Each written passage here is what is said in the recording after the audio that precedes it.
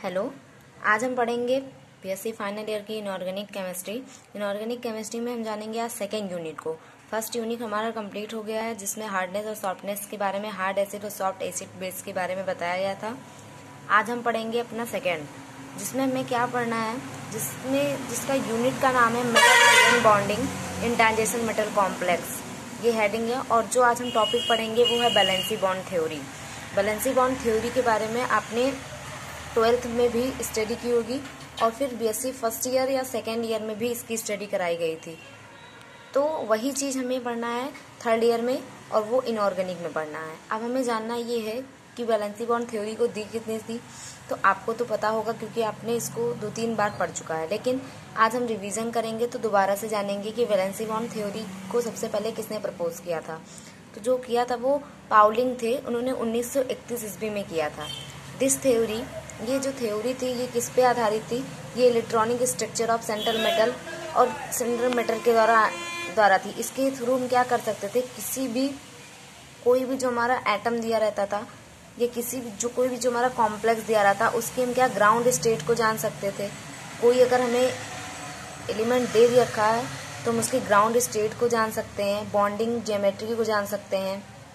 फिर हम क्या जान सकते हैं, उसके मैग्नेटिक प्रॉपर्टीज को जान सकते हैं। किसकी, उस कॉम्प्लेक्स में, वो जो कॉम्प्लेक्स है उस कॉम्प्लेक्स के वैलेंसी बॉन्ड थ्योरी में क्या मदद करती है। वैलेंसी बॉन्ड थ्योरी के थ्रू हम क्या कर सकते हैं कि उसमें उसकी इलेक्ट्रॉनिक स्ट्रक्चर कैसी होगी ये बता सकते हैं। उसकी इलेक्ट्रॉनिक स्ट्रक्चर कैसी होगी, क्या शो कर रही है, इसको बता सकते हैं। उसमें ग्राउंड स्टेट क्या है ये बता सकते हैं। उसकी बॉन्डिंग उसमें क्या है, ज्योमेट्री उसकी क्या है, उसकी मैग्नेटिक प्रॉपर्टी क्या है उस कॉम्प्लेक्स की, इन सब की स्टडी हम वैलेंसी बॉन्ड के थ्रू कर सकते हैं। अब the main postulates of this theory, इस थ्योरी में कुछ पोस्टुलेट हैं जिसके बारे में हम जानेंगे कि क्या क्या इसके पोस्टुलेट होते हैं। ठीक है, पोस्टुलेट में सबसे पहला हम नोट कर लेंगे कि इसी में डायरेक्टली दे रखा है, वो हम नोट कर लेंगे। द सेंट्रल मेटल एटम और ion the complex make a available A number of A emit orbital of the formation of coordinate bond of the suitable ligand. Thus number of a imid orbital available for this purpose to the equal to coordination number of the central metal ion। Hindi में अगर आप इसको जानना चाहें तो क्या होगा, central metal ion अपनी ऑक्सीडेशन के अनुरूप इलेक्ट्रॉन डोनेट, यानी क्या कहते हैं, 0 ऑक्सीडेशन नंबर को छोड़कर पॉजिटिव बनाता है। कॉम्प्लेक्स कंपाउंड में सेंट्रल मेटल एटम के एंड आयन के पास उचित लिगेंड के साथ कोऑर्डिनेशन बॉन्ड बनाने की आवश्यकता अनुसार इमिट ऑर्बिटल होते हैं। ये ऑर्बिटल जो होते हैं इमिट ऑर्बिटल, वो सेंट्रल मेटल एटम या आयन की कोऑर्डिनेशन नंबर के इक्वल होती है। ठीक, ये चीज हमारी पहली पोस्टुलेट में बताई गई। अब हम सेकंड में जाते हैं। सेकंड में क्या रखा है, the emit orbital sp_d of the central metal atom ion hybridize to the give an equal number of hybrid orbital of the same energy.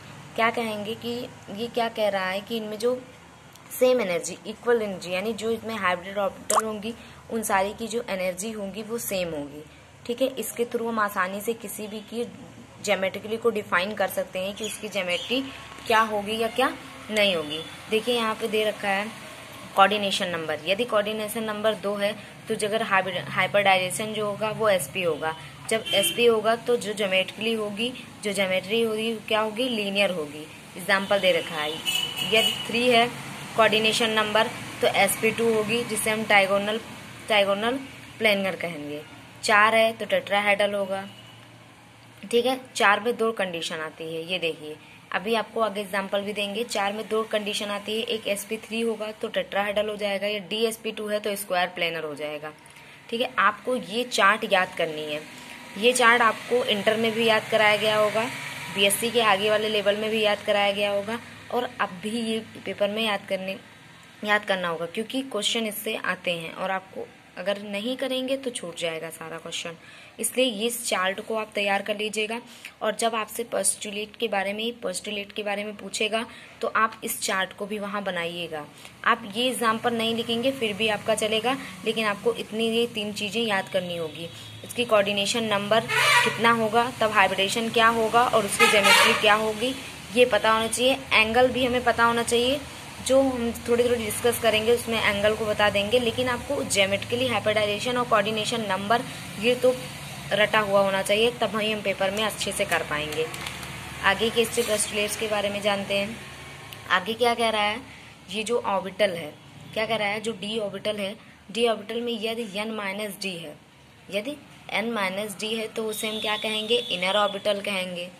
यही तो बता रहा है हमें, इनर ऑर्बिटल कहेंगे, आउटर ऑर्बिटल कहेंगे।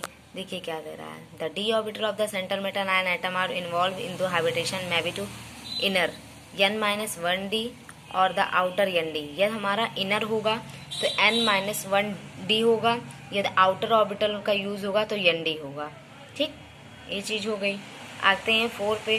4 पे क्या जानेंगे कि जो लिखा गया है, complex form by using inner d orbital contain similar number of unpaired electron as now at the inner orbital. Low spin, जब इनर ऑर्बिटल होगी तो स्पिन क्या होगी, लो होगी। Spin paired complex where complex formed by using outer d orbital contain a large number of unpaired electron. यदि unpaired electron large है तो जो ऑर्बिटल होगा वो कैसा होगा, आउटर होगा। और जब आउटर ऑर्बिटल होगा तो स्पिन कैसी होगी, हाई स्पिन होगी।